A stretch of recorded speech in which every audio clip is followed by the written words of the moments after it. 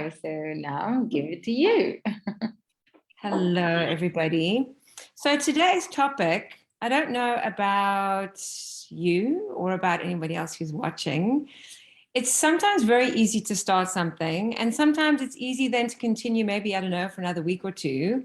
But to actually be consistent, to get the results that you want, not always as easy. So what I thought was today we could talk about how to be more consistent, because I think that that's quite difficult for most people, right? No, it is. And I would love to hear from those of you watching, because I know a lot of time you find yourself, especially with a business, right? You're trying to do a certain project, but then it's not giving you the result that you're looking for. So you are not being consistent and perseverance on keep on trying. And we'll say, okay, it's not working and you're done. So I would love to hear how many of you are actually experiencing this. I know I'm guilty, which is something I'm working with myself. So I would love to get some tips here. So the first one is to try something new every month in something that you're doing. So say, for example, it's marketing and you're trying something and you're not getting the return you want. Don't stop marketing. No. Just try something else. Bring something else in. Bring something new in. Same with exercise. Same with healthy eating. If you're not getting the results you want, give yourself, I think 4 weeks with most things, depending on what it is. Very often there is some kind of a shift, whether it's one extra phone call, or maybe you're losing 1 kilo, or maybe you can run an extra kilometer. There's some kind of a benchmark. So if there's nothing, maybe just try one new thing. It's basically to touch it from a different angle, to come with another perspective on the same thing. So not to give up so quickly. There we go. Never to give up. And also consistency and perfection is not the same. And sometimes I don't suffer from perfectionism, because I know that I'm not perfect. So I would never do anything, to be honest with you. But if you're somebody who wants to be perfect in everything that they do, sometimes there's procrastination because of the need to be perfect. And therefore, you never create the consistency. So just to remember, the two are very separate. Making mistakes is beautiful, right? It's just... It took me ages to learn this. It took me ages, seriously, to learn about perfectionism. But because I realized that if I'm going to let it lead me and guide me, there is no way I can actually have a business. And I will always going to stay in the back, and I'm not going to post anything, not going to create any videos. Like even now, I don't like, if I'll wait for the time that my hair will be perfect or whatever it is, it's not going to work. No, yeah, that's just too exhausting. Yeah. Next, if you focus on the vision or the bigger goals, it does make willpower marginally, depending on what it is, a bit easier. So I'll give you an example.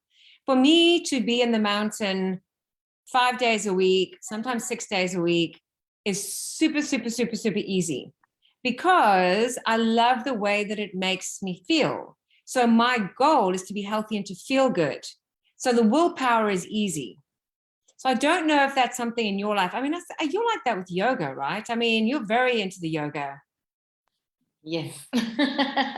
But it is, we all have, I've got my days that I'm not in the mood to do yoga. Like, I'm so tired. All I want to do is be a couch potato, right?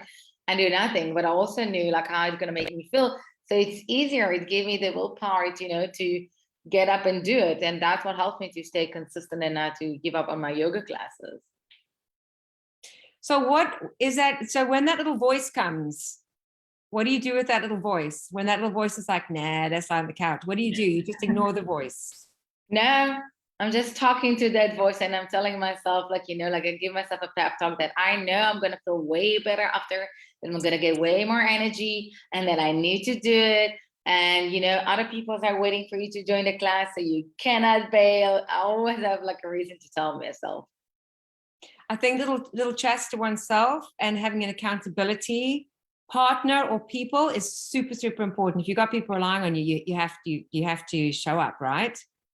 Definitely. But I think that's really something very important. You really need to find that thing that you also need to know your personality. Because when I used to want to do exercise in the past, I wasn't allowing myself to bail out, not even once, because I knew that the first time I'm going to allow myself to do it, then I will always have an excuse to tell myself in my head, and then I won't be consistent. So I knew myself back then. Now I'm in a different space, so I do things differently. But I would love to hear from you guys, like what helps you to stay consistent? Where do you feel you're lacking the most about the consistency? Is it with your business? Is it with exercise? Any other aspect in your life? Because also you need to be realistic, but you need to be consistent. And I think realism is relevant in everything, whatever you do. And I'm sure you find that from the marketing side. You know, somebody's been with you for a month and they're not understanding why their business hasn't doubled. Or somebody comes for coaching and they're not understanding why they suddenly don't have a healthy mindset and they've been for 4 sessions.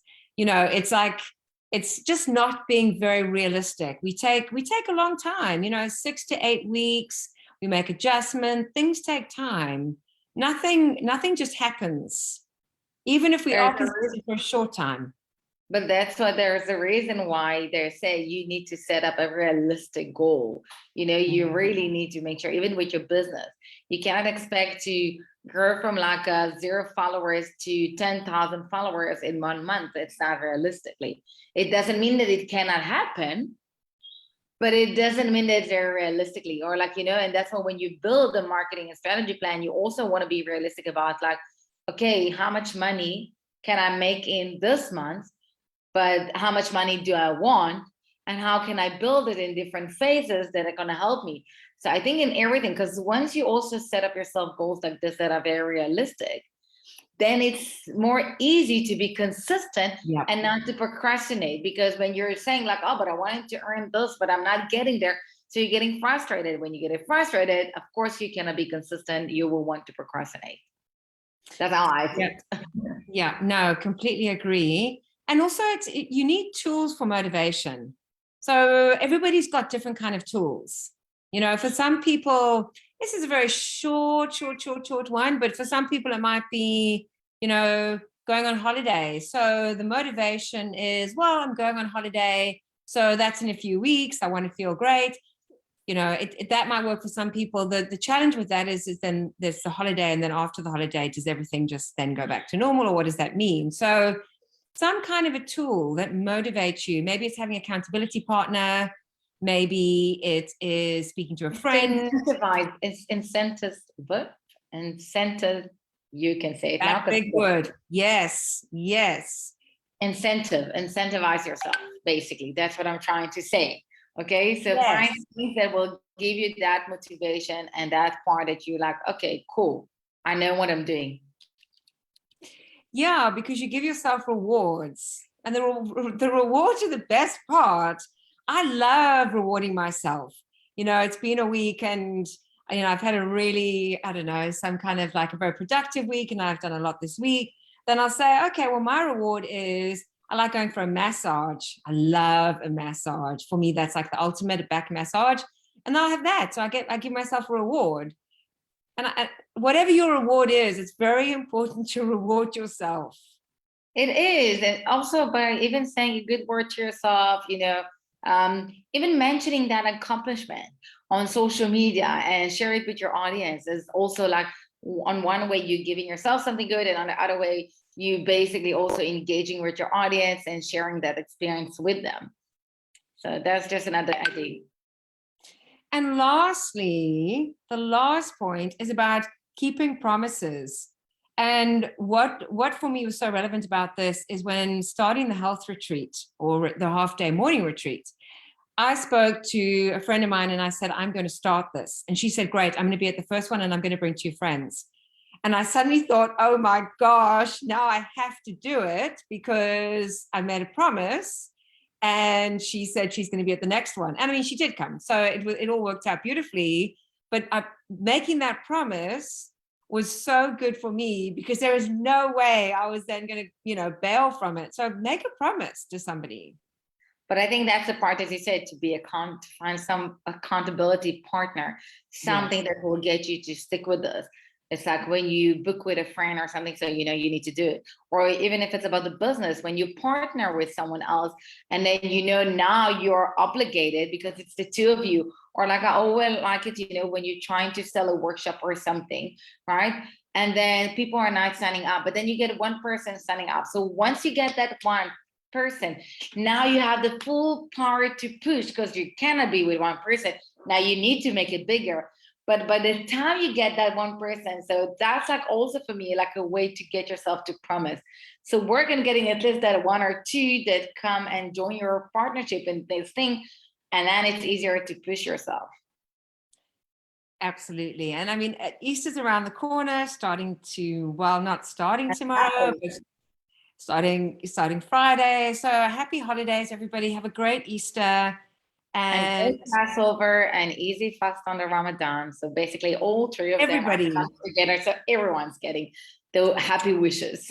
yes, everyone have a happy holiday. See you next week, guys. And from next week, I promise we're going to be on Instagram. I just got blocked by mistake. See? See you guys. Bye. Bye.